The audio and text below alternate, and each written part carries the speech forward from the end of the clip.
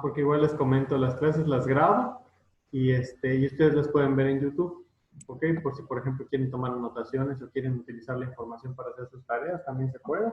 Y ustedes pueden entrar a la página, hay una página de la escuela, creo que la administradora es la maestra Angélica, entonces ustedes pueden buscar ahí su nombre y aparece el logotipo de la escuela. Y ahí están todos los videos de todos los acompañamientos y de todas las clases. Entonces ustedes ahí pueden ingresar y si lo quieren para hacer anotaciones o para un trabajo de investigación, pues pueden volver a ver la presentación.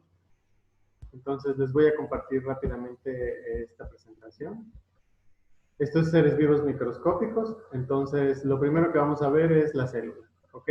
Realmente todos los temas de seres vivos microscópicos son bastante extensos, entonces lo vamos a dividir en estas tres clases. Vamos a tener bueno, la primera es de la célula, vamos a hablar de sus características, vamos a hablar de la célula eucariota, de la célula procariota y las diferencias que hay entre cada una. Y bueno, la tarea obviamente al final de esta clase pues está relacionada precisamente a estos temas. Ya mañana estaríamos viendo el dominio arquea y la última clase veíamos a las bacterias. Entonces ya con eso cerraríamos y ya nada más les quedaría hacer su portafolio. Entonces nada más déjenme, lo pongo como un modo lectura. Entonces la célula. Christopher, ¿qué sabes tú sobre la célula? Así cualquier cosa, lo que se te ocurra. Pues las células son, son seres microscópicos demasiado pequeñitos ¿Ok? y pues ya. Y Bueno, pues me dijiste que son ¿qué? Que son seres, me dijiste. sí, seres pequeñitos, seres vivos pequeñitos. Bueno, ahí te voy a hacer una pequeña corrección. La célula como tal no es un ser vivo. La célula es una unidad de estructura. O sea, la célula forma parte de otras cosas. Por ejemplo, nosotros somos pluricelulares porque estamos formados de muchas células. Entonces sabemos que nuestras células forman tejidos, nuestros tejidos forman órganos, nuestros órganos sistemas y todos nuestros grupos de sistemas y aparatos pues nos forman a nosotros como seres vivos, ¿ok? Entonces, si tú, por ejemplo, quieres hablar de un organismo que es unicelular, ese sí ya es un organismo. Hablando de una bacteria, un virus o un parásito intestinal, ellos son microscópicos y su cuerpo es una sola célula y ese sí ya es un organismo. Pero una célula como tal, pues no es un organismo, sino más bien es una unidad estructural. O sea, es algo que va a formar algo más grande, ¿ok? Entonces, aquí en la siguiente, bueno, esto realmente es mucha información y es con respecto a la historia de la célula. No lo vamos a ver todo, pero nada más para que ustedes recuerden que Robert Hooke fue el primer investigador que pues dio a conocer la existencia de la célula y de los seres microscópicos y fue también uno de los precursores, pues ahora sí, del microscopio que conocemos hoy en día y que hoy por hoy, gracias a él, Sebastián dice que levantó la mano. Pero no sé qué le pasa a Sebastián que no se puede conectar. Pero bueno.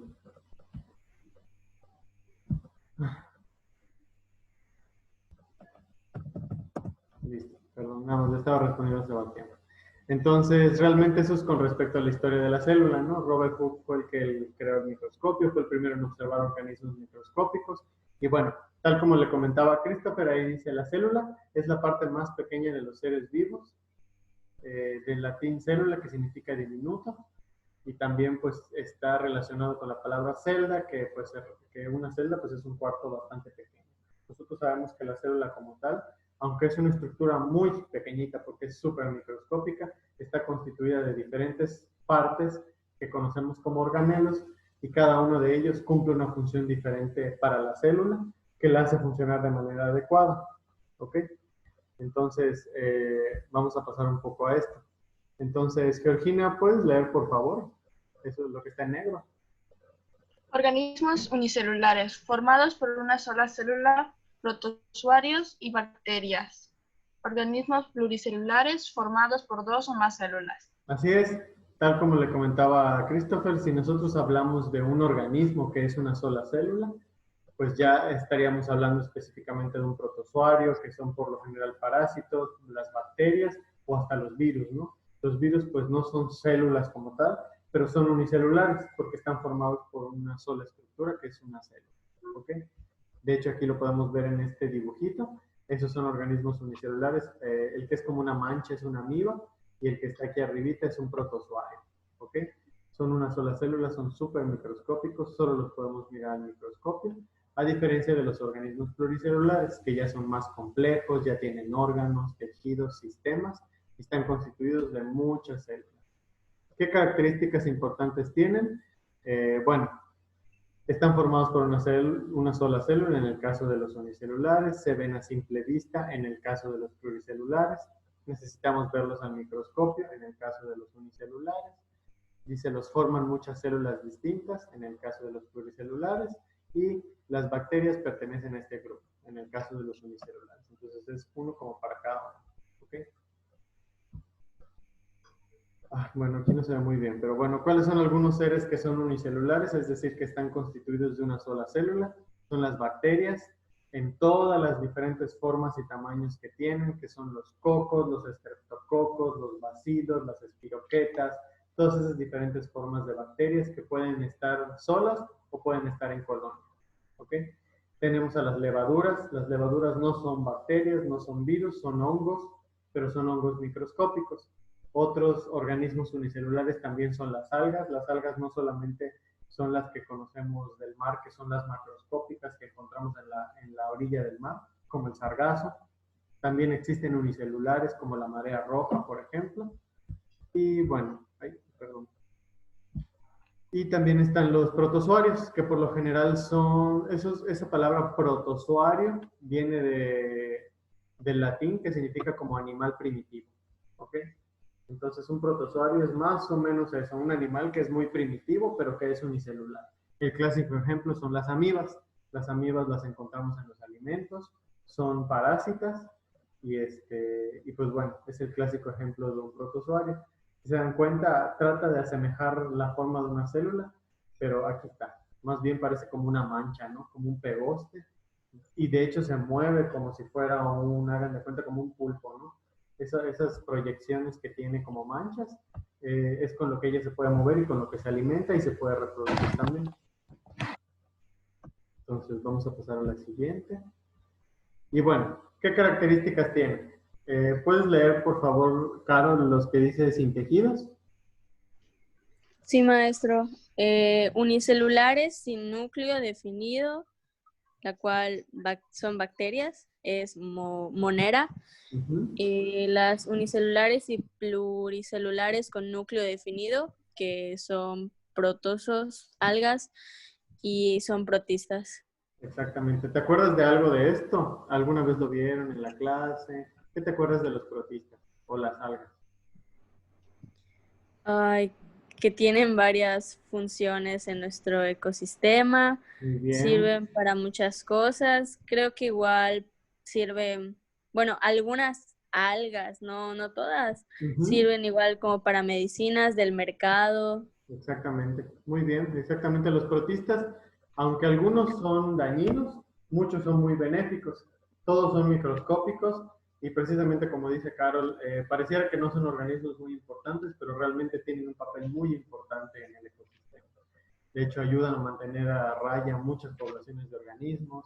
Entonces, las algas siempre para mí son como que las que no tienen reino, pero pues ellas son un solo reino y la verdad es que son muy importantes y de hecho gracias a las algas que son fotosintéticas tenemos la mayoría del oxígeno que tenemos en la Tierra, porque ese oxígeno no solamente viene de las plantas vasculares y terrestres, sino más bien el principal porcentaje de oxígeno de la Tierra viene de las algas que se encuentran en el mar y que son microscópicas.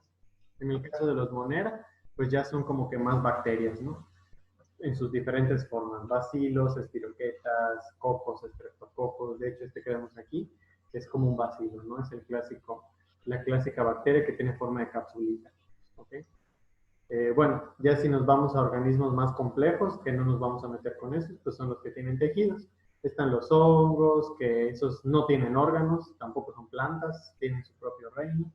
los autótrofos, que son las plantas que fabrican su propio alimento, por eso son autótrofos, y los heterótrofos, como nosotros, que tenemos que conseguir nuestro alimento a partir de otro organismo.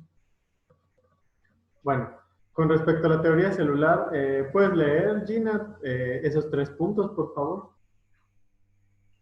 La teoría celular, al llegar al siglo XIX, la organización celular de la materia ya era evidente y la teoría resultante postulaba que, número 1, todos los seres vivos están integrados por células y los productos de estas.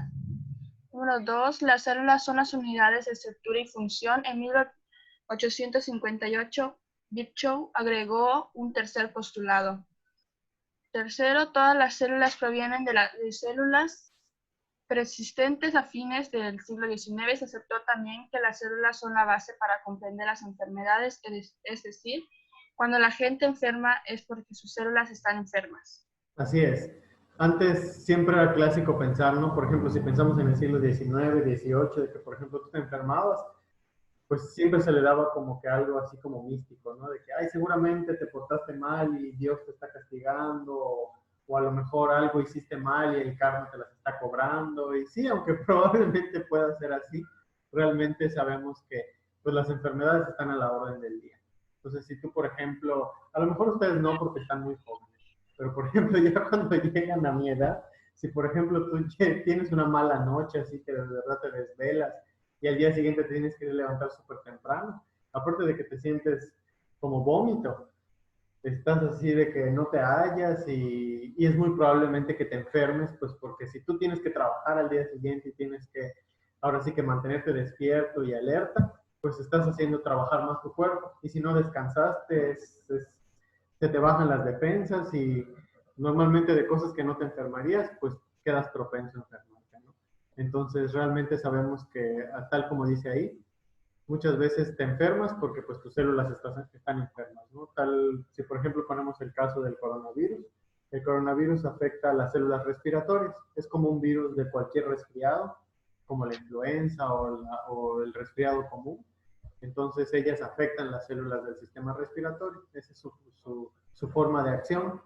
Entonces son organismos como cualquier otro, solo que desafortunadamente tienen la característica pues de que son un poco parásitos, ¿no?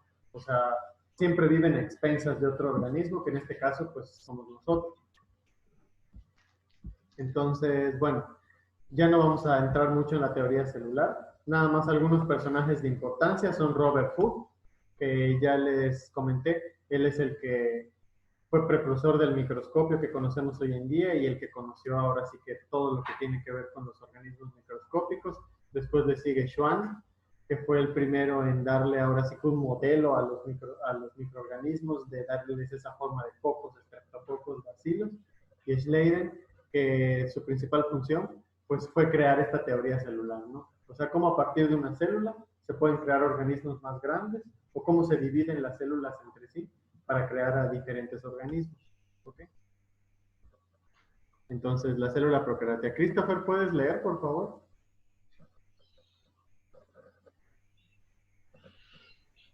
A ver, permítame. A ver. Células procariotas. Se llama procariota del griego pro antes del núcleo y carión núcleo. A las células sin núcleo celular diferenciado o verdadero, es decir, cuyo ADN se encuentra disperso en el citoplasma. Exactamente. Vamos a ver que, para que entendamos por qué tiene ese nombre de procariota, carión significa núcleo y pro es un prefijo de el griego, significa antes. Entonces exactamente vamos a ver que la célula procariota es una célula que pues no tiene núcleo. La célula eucariota es la célula que nos conforma a nosotros, ¿sí? Nosotros sabemos que nuestras células tienen un núcleo, tienen una mitocondria, tienen un citoplasma, tienen todos los organelos que hemos visto desde segundo año hasta el cansancio. En cambio, la célula procariota por lo general es un organismo unicelular como una bacteria. Entonces ellos no tienen organelos, sino que todo lo que tienen adentro es como si fuera algo de un organismo, pero mucho más chiquitito. De hecho, si vemos aquí en la imagen, esa es la clásica célula procariota. Esa es una bacteria, es una bacteria ciliada, porque vemos que alrededor tiene esos pelitos que le ayudan a moverse. Tiene también un flagelo, que es esa colita que también le ayuda a moverse. Y si se dan cuenta, adentro no hay ningún núcleo, no hay ninguna mitocondria, no hay ningún retículo endoplasmático. Lo único que tiene es, ahora sí que su propio núcleo es casi todo su cuerpo.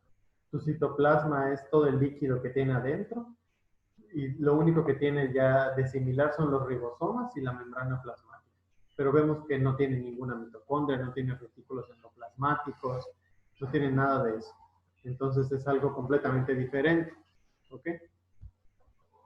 Entonces, nada más para que ustedes sepan, la célula procariota, por lo general, siempre se habla de ella como si fuera un organismo. Ahora, estos son algunos ejemplos de organismos que se les conoce como cianofitas. Se les llama bacterias verde-azules, también se les relaciona con algas, y si por ejemplo nosotros tomamos una muestra de agua dulce, por ejemplo de algún parque hundido, algún cenote, estos son los organismos que nosotros vamos a ver al microscopio. De hecho, los podemos ver hasta en el microscopio de la escuela. Casi todos son de color verde porque todos hacen fotosíntesis, todos son células procariotas. Si nosotros les hacemos un corte en una microscopía electrónica de barrido, vamos a ver que no tienen núcleo, no tienen organelos, y ahora sí que básicamente su principal función es hacer fotosíntesis, que es de lo que se alimentan, y pues obviamente son de vida acuática, ¿ok? Principalmente de agua dulce, y tienen muchas formas. Palitos, bastones, bolitas, este que parece como un collarcito, este que parece como una gelatina es más común de lo que ustedes creen. Y así como lo ven, que parece como una galleta de soda, es así, es un solo organismo, pero que está constituido de varios. Entonces es así como una colonia. Lo mismo con este, que parecen como chícharos. Entonces, todos son organismos que viven en conjunto y hacen casi las mismas funciones. De hecho, muchas veces esa agua que nosotros vemos estancada, que es de color verde, está verde gracias a todos estos que están en millones en una sola gota de esa misma agua. Estos son bacterias, son las clásicas formas que tienen las bacterias. Se les llama cocos cuando son bolitas, estreptococos cuando ya están en colonias y forman, por ejemplo, esta forma ya como si fuera una serpiente, pero son varios cocos unidos. Los bacilos, que son la clásica forma de bastoncito, como una capsulita. Los vibrios, que tienen forma ahora sí que como que de una gotita medio invertida. Los espirilos, que parecen gusanitos. Y bueno, esta ya es una imagen real de unos bacilos. Esta que está ya están teñidos para que se vean al microscopio. Y son las clásicas bacterias, nosotros las tenemos en nuestro cuerpo de manera normal. Algunas son benéficas y algunas son, pues causan enfermedades. ¿Dónde las encontramos? También en el yogur. Es clásico que leamos, no, es que este yogur tiene Bacillus casei, ¿no? Son bacterias que hacen que el yogur tenga el sabor y ahora sí que la consistencia característica, y son buenos para nuestro estómago porque ayudan a que funcione bien la digestión. Entonces, con respecto a la célula eucariota, ¿puedes leer, Carol, por favor, nada más el primer párrafo? Sí, maestro. Célula eucariota animal y vegetal.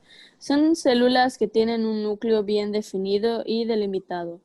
Forman parte de una gran cantidad de organismos. El término eucariótico se deriva del griego eu, verdad, y carion, núcleo, es decir, núcleo verdadero. Exactamente. Cuando nosotros escuchamos eucariota, simplemente es una bacteria, es una célula que ya no es un organismo como tal, sino que simplemente forma otros tipos de organismos, es precursora de otros organismos, y ya tiene sus propias características, ya tiene un núcleo, ahora sí ya tiene mitocondria, ya tiene citoplasma, todos los organelos como tal que nosotros conocemos. Entonces, Georgina, ¿te acuerdas más o menos cómo estaban los niveles de organización? A ver, permítame. ¿Te acuerdas que empezábamos con el átomo, después íbamos con la molécula, después ya venía la célula? ¿Te acuerdas? Más o menos, sí. Ok. Bueno, ¿te acuerdas cuando un grupo de células se juntaban? ¿Qué formaban? ¿Un qué? Empezaba con T.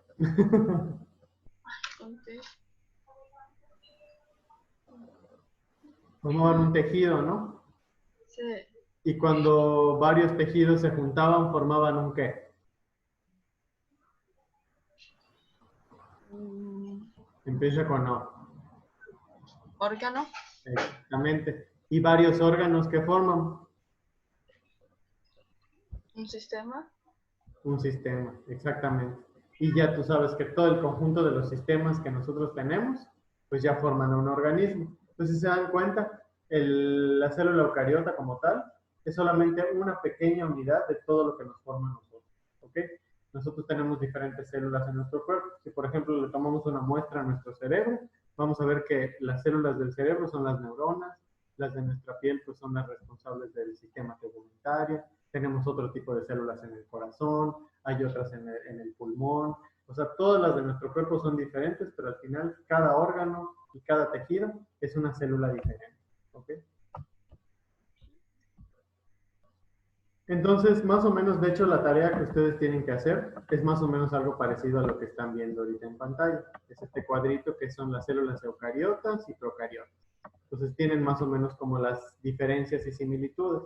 Por ejemplo, siempre vamos a ver que las células eucariotas, por lo general, son mucho más pequeñas que las procariotas.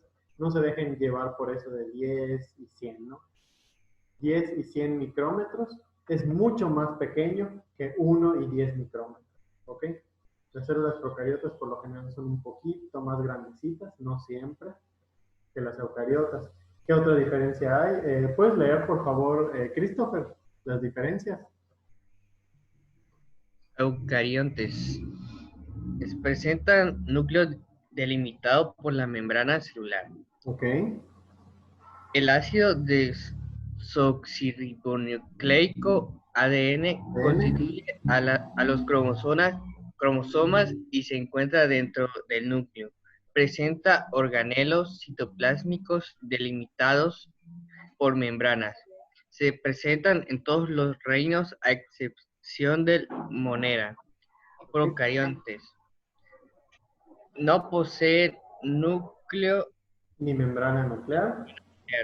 El ácido nucleico está libre en el citoplasma.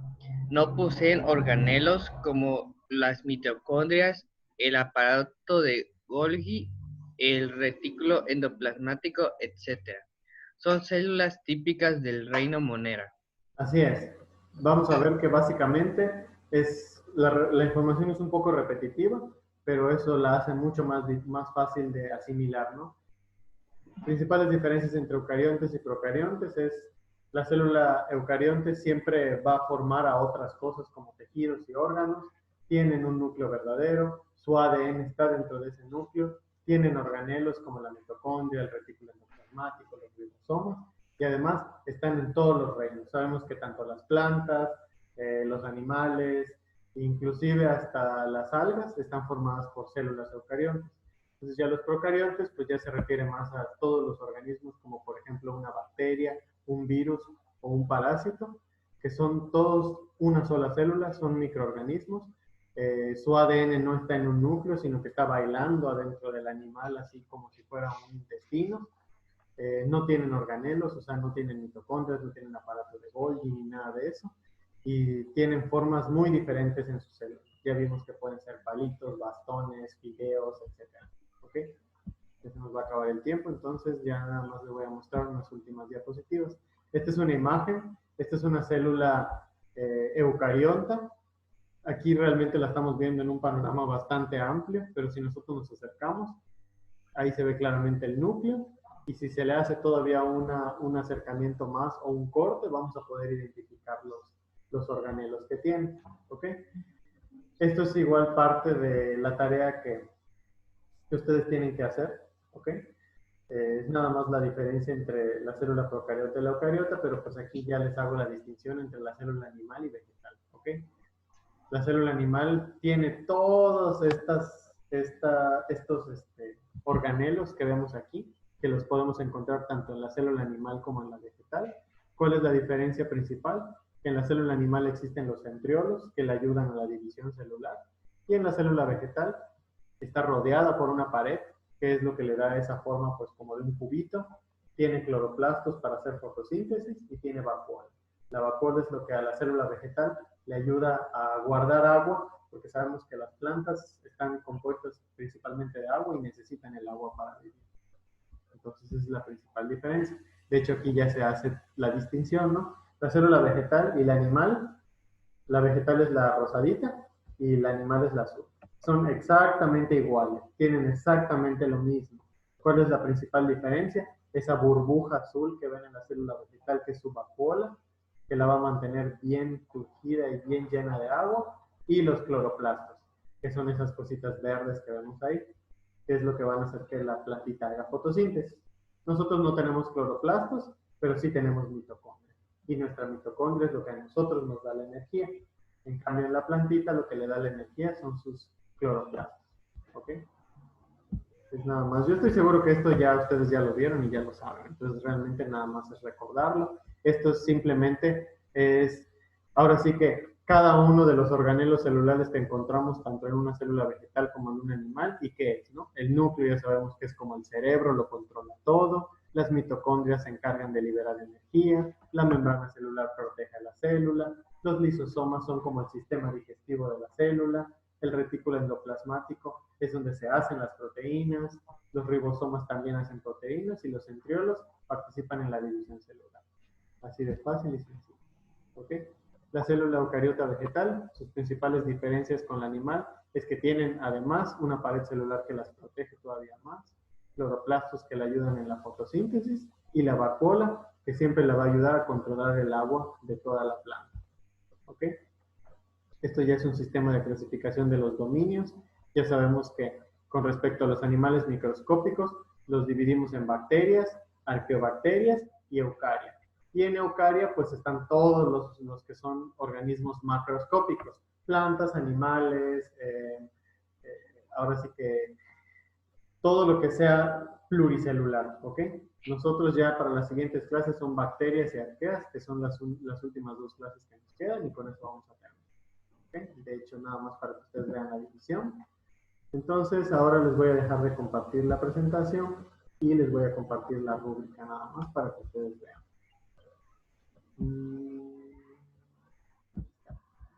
Es súper sencillo. De hecho, lo único que tienen que hacer es una tablita como la que vimos hace rato. Es una tabla, es un cuadro comparativo, lo puse ahí. Vale 10 puntos, es su primera tarea.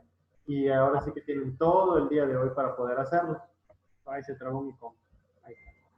Pero pues bueno, nada más para que ustedes sepan, dice, elabora un cuadro comparativo de información detallada y bien escrita, en donde hagas dos columnas, ¿no? Una en la que hables de la célula eucariota y otra de la procariota y sus diferencias, ¿no?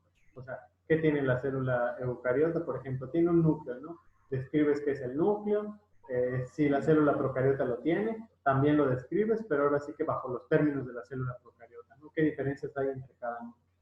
No sé si alguien tiene una duda con respecto a esto. ¿El cuadro digital debe llevar imágenes, maestro? De preferencia sí, le puedes poner algo chiquitito, o sea que te busques una imagen y la haces así súper chiquitita para que no te quede un súper cuadro. Lo pueden ustedes hacer en Word, lo pueden hacer en PowerPoint, lo pueden hacer en Canva, como ustedes quieran. No, con eso no tengo ningún problema. Maestro. Si por ejemplo alguno de ustedes dice, ay, es que no tengo compu, no lo puedo hacer y lo quiere hacer a mano y me quieren mandar una fotografía, también se puede. Nada más acuérdense, pues, si pueden hacerle una portada y al final una hoja de referencias, pues ya con eso para mí es un trabajo completo y me doy por bien servido. No sé si alguien tiene alguna otra pregunta. ¿Nadie? Gina, Cris. No, Ya maestro. quedó claro, maestro. Nada. Pues entonces hasta aquí lo vamos a dejar, chicos. Realmente fue muy sencillo. Entonces, ahora que termine la sesión, les voy a mandar a su correo la rúbrica de la tarea y les voy a mandar la invitación de la clase de mañana.